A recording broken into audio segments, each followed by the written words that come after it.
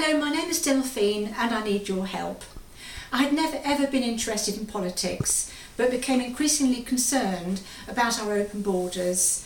And when the borders were about to be opened to Bulgaria and Romania, I decided to join UKIP, which was September 2013. I quickly became very involved in my branch, which was Runnymede, Weybridge and Spelthorne, and went to my first conference within a few weeks of joining UKIP. In January 2015, having been a member of the party for 15 months, I decided to put my name forward to be chairman of the branch.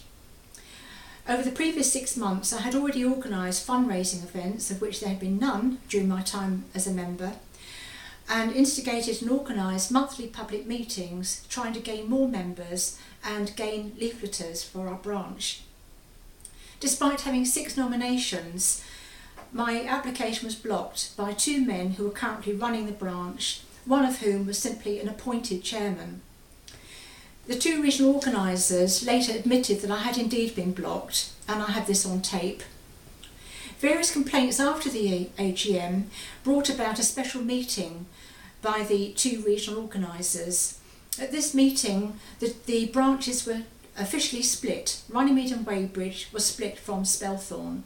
And at this meeting, one of the men who had previously blocked my application stood down as treasurer, secretary, membership secretary, whatever else, from the Runnymede and Weybridge branch, and said he was transferring from Runnymede and Weybridge branch over to Spelthorne.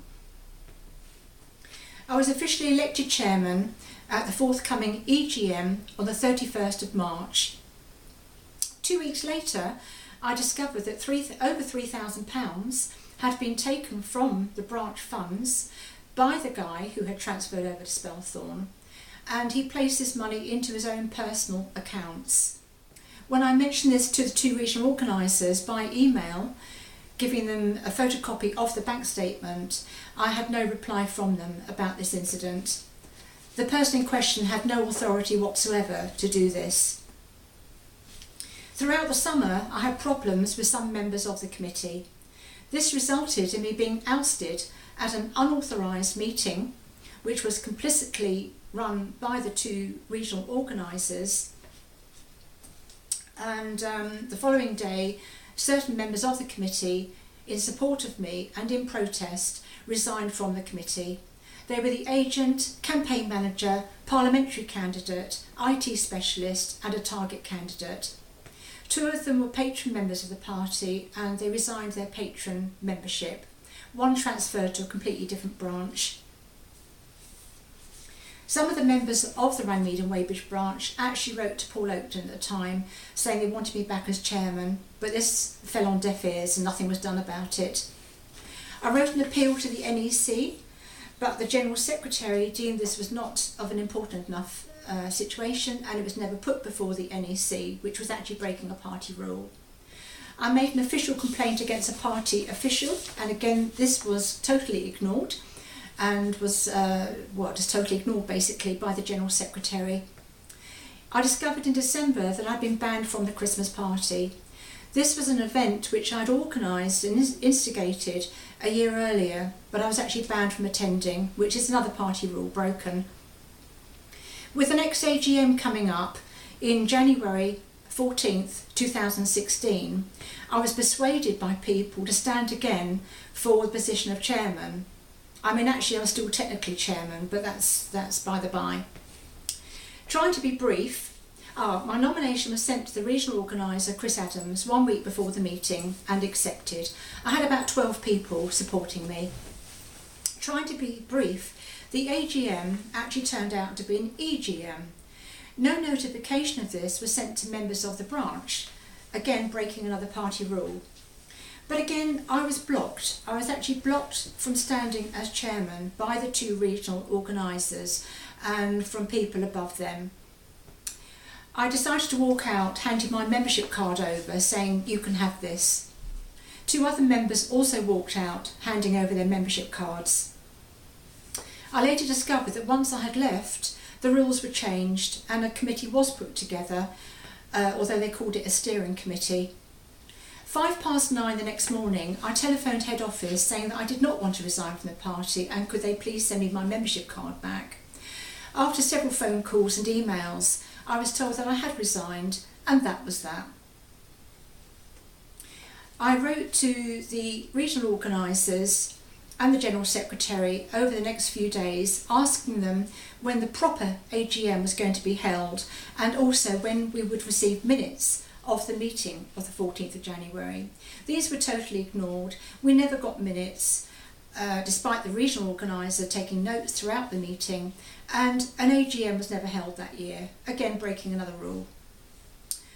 Apparently there was a 3-month rule that once resigned you had to wait 3 months before you could reapply for membership. 3 months later, out of curiosity, I emailed head office and asked them for the status of my membership. To my disbelief, shock, horror, on my membership status it said, "Do not rejoin." So I had effectively been banned from the party. Despite asking several times why, again, nobody would give me a reason. This is when I decided to get legal advice. My reason for doing this is twofold. One is to seek justice, the other is to influence UKIP to be rid of corrupt, mostly paid, people who did not have the best interest of UKIP at heart. I was told at the onset, and several times since by my legal team, that if I win, I will only win nominal damages. This will be a few £100s. But this has never been about the money. I want UKIP to flourish. I want them to become the main opposition party, which I feel this country desperately needs. It will never be that with these people at the helm. 18 months later, I'm now approaching full litigation. I'm suing them for breach of contract. In May there was a hearing at the High Court as UKIP would not give certain disclosures to my solicitor. We won this case and UKIP was forced to send us these disclosures. However, the minutes for the EGM on the 14th of January could not be found. Surprise, surprise. One disclosure was very interesting though, and is evidence that people at the top of the party wanted rid of me. I don't know why. That is open to debate. This hearing cost me about £15,000. Hand on heart, I have never broken a single UKIP rule. In the short time I was with them, 2¼ years, I attended all the conferences, including the incredible one at Doncaster, when Mark Reckless defected. You can see me on a video. I'm near the front with friends Bill and Beryl waving the UKIP banner. It was a euphoric moment, absolutely brilliant. I will never forget that moment. It was wonderful, absolutely wonderful. I had previously spent 5 nights in Clapton campaigning for Douglas Carswell. I went to Rochester 3 times campaigning for Mark Reckless, and I went to Thanet twice campaigning for Nigel. Each time I took my trusty dog, Rusty, not Joey, wearing the UKIP flag. I worked incredibly hard for the referendum.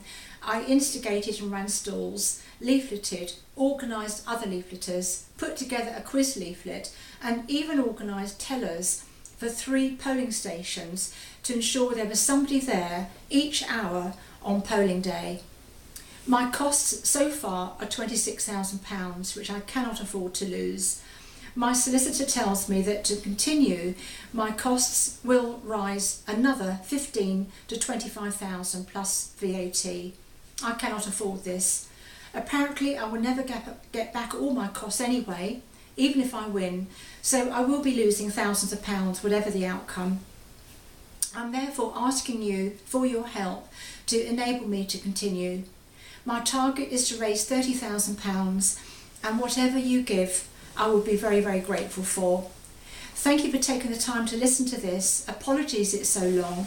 My case is complex, involving many people and many incidents. Believe me, this is the short version.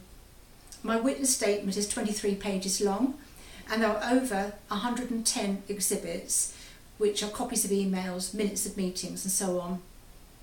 I would like to pay tribute to my solicitor of Barlow Robbins in Woking, and also my barrister, David Mitchell, who won against UKIP in the Paul Henke case back in 2014. Henke is spelt Henke if you want to Google it. He had actually been suspended from the party for 100 years by Steve Crowther. Any contribution you make will be very, very welcome. I do not want to give up on this case, which I'm told I have a very good case of winning. Thank you everybody for listening. Thank you.